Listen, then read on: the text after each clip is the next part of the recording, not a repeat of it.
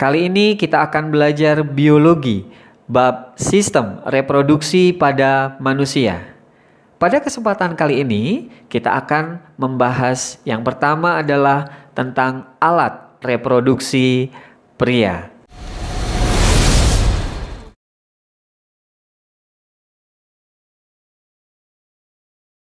Alat reproduksi pria ini dimunculkan dalam soal ujian nasional. Totalnya ada satu soal tentang alat reproduksi pria. Dan yang tidak kalah penting, mungkin adik-adik akan bertanya, apa manfaat yang didapat dalam mempelajari alat reproduksi pria? Adik-adik, dengan adik-adik mempelajari alat reproduksi pria, maka adik-adik akan mengetahui struktur anatomi dan proses-proses fisiologis dan fungsional yang terjadi dalam alat reproduksi pria. Sehingga dengan adik-adik sudah mengetahui, maka adik-adik akan menjaga dan tercapai suatu kesehatan yang prima. Adik-adik, alat reproduksi pria terbagi menjadi dua bagian. Alat reproduksi pria bagian eksternal atau bagian luar terdiri dari skrotum dan penis, dan alat reproduksi pria bagian internal atau bagian dalam terdiri dari gonad, yaitu testis, kelenjar-kelenjar aksesoris, dan tubulus atau saluran.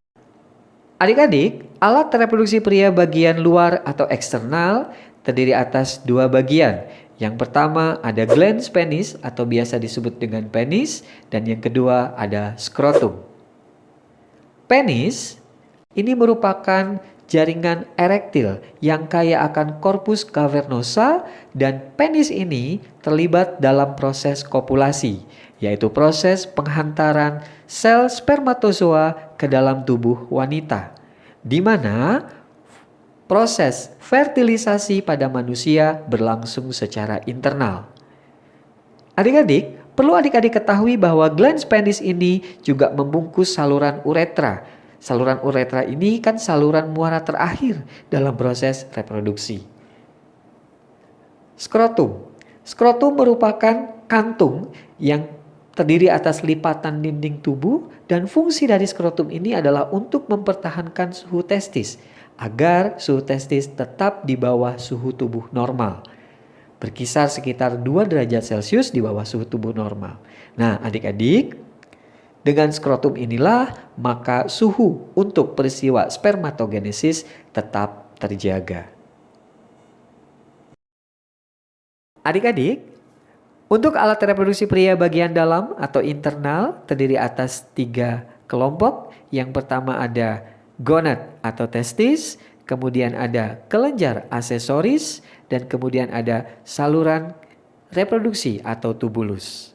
Baik, kita bahas yang pertama, gonad atau testis. Jumlah testis pada pria adalah 2 buah atau sepasang, dan testis tepat berada di dalam kantung skrotum. Pada testis inilah adik-adik tempat diproduksi atau dihasilkannya spermatozoa dan hormon testosteron. Jadi kalau untuk gampang mengingatnya, testis itu adalah pabriknya sperma. Setelah sperma diproduksi di testis, maka sperma akan dimatangkan di bagian alat reproduksi pria internal berikutnya, yaitu epididymis. Epididymis merupakan saluran yang bergulung-gulung yang panjang yang berfungsi untuk pematangan sperma dan juga penyimpanan sperma untuk sementara waktu.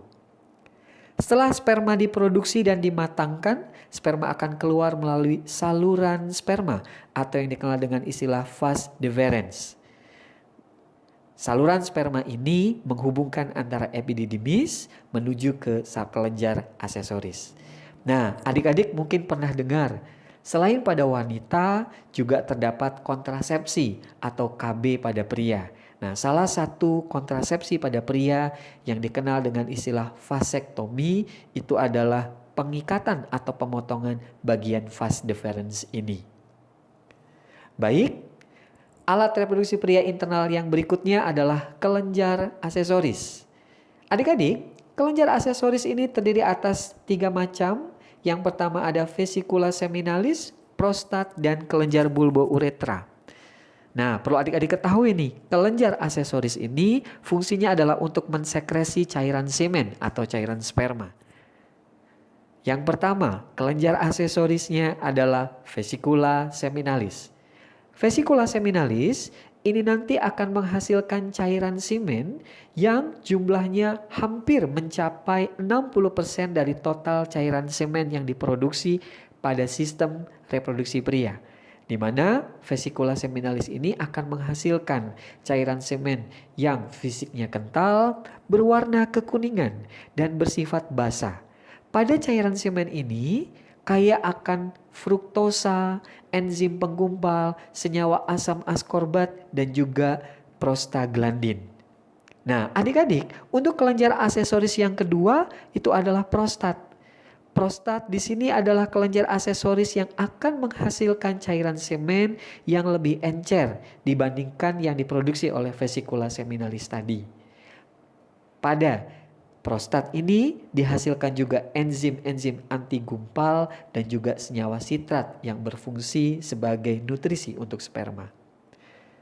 Adik-adik, kelenjar aksesoris yang ketiga adalah kelenjar bulbouretra atau kelenjar Cowper, di mana pada kelenjar ini dihasilkan cairan semen yang warnanya jernih, dan cairan semen yang dihasilkan dari kelenjar Cowper atau bulbouretra ini berfungsi untuk menetralisasi saluran uretra yang sebelumnya sempat dilewati atau ada urin yang melewati uretra. Nah, adik-adik, untuk alat reproduksi pria internal yang terakhir adalah saluran uretra. Saluran terakhir atau muara terakhir tempat keluarnya saluran untuk reproduksi dan juga sekaligus untuk ekskresi. Adik-adik, setelah kita sama-sama belajar tentang alat reproduksi pria bagian eksternal dan internal, berikut adalah gambar penampang melintang dan tampak depan alat reproduksi pria. Kita sama-sama simak. Pada gambar penampang melintang dan tampak depan ini, tampak ada gambar skrotum dan glans penis yang mewakili alat reproduksi pria bagian eksternal, sedangkan alat reproduksi pria bagian internal di sini diwakili ada gambar testis, epididymis, vas deferens, uretra, dan kelenjar aksesoris berupa vesicula seminalis, kelenjar prostat, dan kelenjar bulbouretra.